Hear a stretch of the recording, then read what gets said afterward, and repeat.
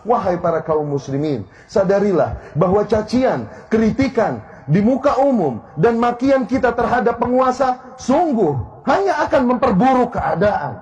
Apakah Allah Subhanahu wa taala akan merubah keadaan penguasa apabila kita mencaci-caci mereka? Atau sebaliknya, apabila kita bersabar, mendoakan kebaikan bagi mereka, bukankah ada kemungkinan Allah akan memperbaiki mereka? Lalu mengapa kita memilih jalan untuk mencaci makinya? Apabila kita mencaci maki penguasa, apakah pahala yang kita dapatkan atau dosa?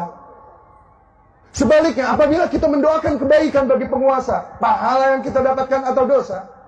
Maka seorang yang berakal sehat tidak akan memilih jalan untuk mencaci maki penguasa yang ada. Apakah seorang mukmin akan mencaci dan memaki apa yang Allah takdirkan atasnya ketika tidak sesuai dengan seleranya?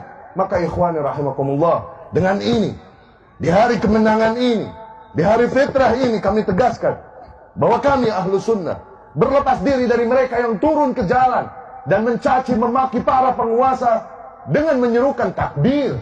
Seraya menyerukan takbir, mereka mencaci dan memaki para penguasa. Tuhan mana yang mereka besarkan dengan takbir mereka? Dikarenakan sungguh Allah melarang tindakan mereka.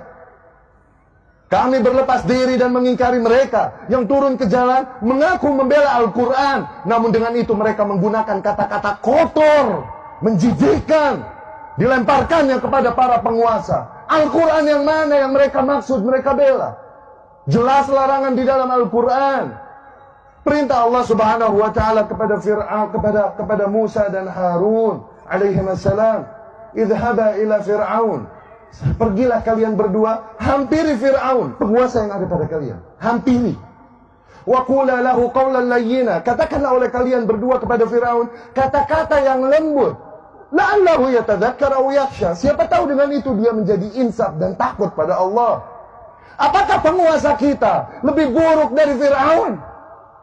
Sehingga tak lagi kita menghampirinya dengan adab, namun dari jalanan dan mimbar kita memakinya. Apakah penguasa kita lebih buruk dari Fir'aun yang yasumuna abna'akum wa yastahyuna nisa'akum, membantai anak-anak laki kalian, membiarkan wanita hidup, yang berkata inni rabbukumul a'la, akulah Tuhan kalian yang maha tinggi? Apakah penguasa kita lebih rusak dari Fir'aun sehingga tidak lagi kata-kata lembut yang kita gunakan untuk menegurnya, tapi kata-kata kotor, makian, cacian kepadanya? Kami berlepas diri dari kaum yang melempari para aparat dengan batu dan panahan. Dengan itu seraya mereka bersalawat kepada Nabi Sallallahu Alaihi Wasallam. Nabi mana yang mereka sanjung dengan salawat mereka? Sesungguhnya Nabi Sallallahu Alaihi Wasallam melarang tindakan demikian.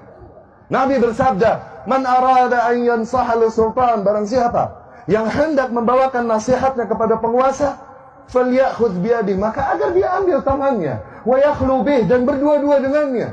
Fa in qabila minhu fadha, apabila penguasa tersebut menerima nasihatnya, maka alhamdulillah. Wa illa, namun apabila penguasa tersebut tidak menerima nasihatnya, faqad adda alladhi ma alaih, maka ia telah menunaikan kewajibannya. Dia tidak memiliki hak memaksa kepada para penguasa dengan adab dan baik. Seraya bersalawatan, mereka lakukan keburukan, kerusakan di muka bumi itu. Seraya bersalawat atas nama Nabi Muhammad SAW. Nabi yang mana yang mereka maksudkan dengan salawat mereka itu? Orang-orang mati di antara mereka, mereka sebut dan mereka syiarkan dengan nama mati syahid. Dikarenakan tindakan yang mereka lakukan katanya adalah jihad fisabilillah. Sungguh para aparat yang berjihad menghalau kalian yang hendak membuat pintu kerusakan dan fitnah pada umat. Aparat yang berjihad, bukan mereka.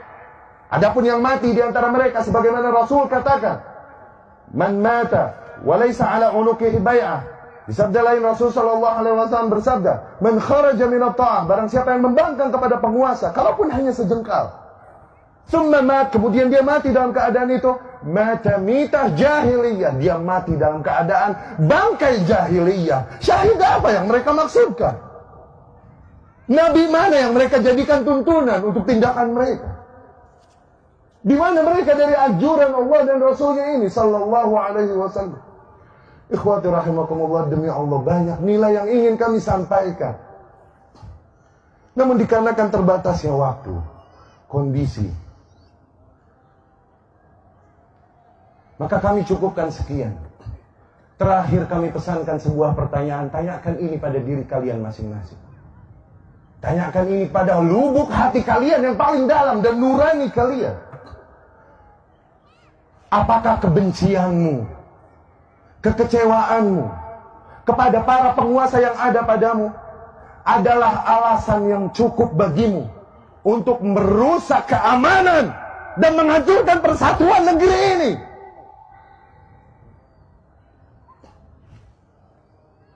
Apakah semua kebencianmu dan kekecewaanmu reason enough, adalah alasan yang cukup bagimu